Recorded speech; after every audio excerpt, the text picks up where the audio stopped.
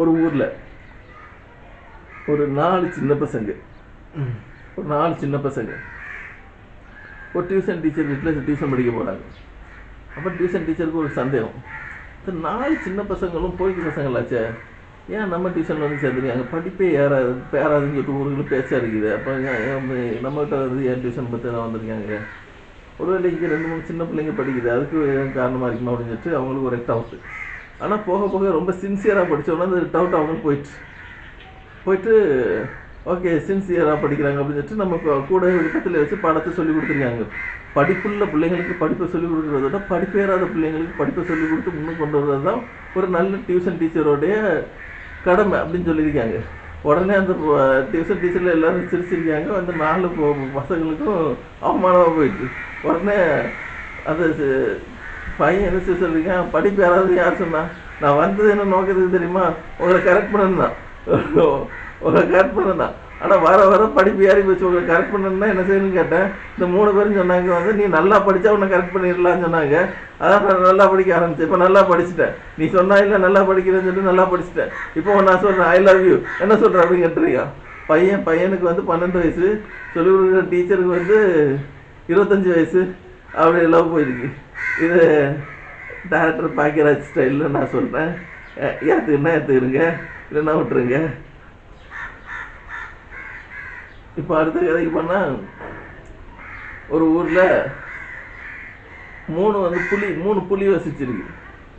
காட்டுக்குள்ளே 3 புலி வசிச்சிருக்கு. அப்போது ஊருக்கு காடுனா ஊர் பக்கத்தில். அப்போ ஊர் பக்கத்துலன்னா ஏதாவது நமக்கு இறை கிடைக்குமா அந்த சைடில் தேடிட்டு இருந்திருக்கா. அப்போது தேடிட்டு பக்கத்தில் பார்த்துக்கிட்டு இருக்கு. அப்போ அந்த பக்கம் வந்த ஒருத்தன் வந்து புலி புலி புலி புலி புலி அப்படின்னு சொல்லிட்டு வந்துருக்கேன். நம்ம வந்து தான் காட்டி கொடுக்குறது எவனை மனுஷன் வந்து பார்த்துட்டு இவ்வளோ தைரியமாக காட்டி கொடுத்துட்டு வரானே அப்படின்னு சொல்லிட்டு அந்த புளிங்க 3 ஆச்சரியத்தோடு பார்த்துட்டு இருந்துருக்கு.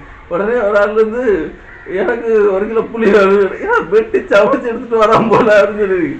உடனே கொட்டை எடுத்தது கொட்டை எடுக்காது எடுத்திருக்கான். உடனே அந்த புளிங்க இல்லை இதை வேற தடுத்து செஞ்சிருக்காம போல தெரியுது, இன்னைக்கு இந்த இடத்துல இந்த நிற்கிறதுக்கு உயிருக்கு ஆபத்து, மோசமானவனாக இருப்போம் போல இருக்குன்னு இடத்த காலி பண்ணிட்டு இருக்கு. ஸோ இது ஒரு கதை.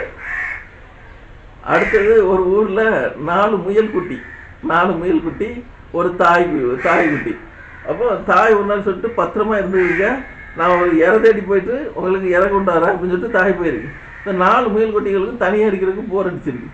அப்போ ஒரு முயல் குட்டி சொல்லியிருக்கு, நான் ஒளிஞ்சிக்கிறேன், நீங்கள் 3 பேரும் தேடுங்க. நான் என்ன தேடினோடனே என்ன கண்டுபிடிச்ச உடனே அடுத்த ஆள் ஒழியணும் அப்படின்னு சொல்லியிருக்கு. சரி இது நல்ல வேலை தான் அப்படின்னு சொல்லிச்சு.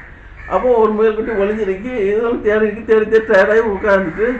அப்போது தாய் முயல் வந்து ஒன்றை குறையுதா எங்கேன்னு கேட்டுருக்கு. உடனே போய் ஒழிக்கிறேன்னு சொன்னால் ஆளே காணி இன்னும் வருவான்னு காத்துட்டு காலையில் 9 மணிக்கு போனவன் நைட்டு 12 மணியாயும் காணும் அப்படின்னு சொல்லிட்டு தாய் முயல் தேடி பார்த்து டயர்டாகி வந்துட்டு மறுநாள் விடிய காலம் 9 மணிக்கு முயல் வந்துச்சு.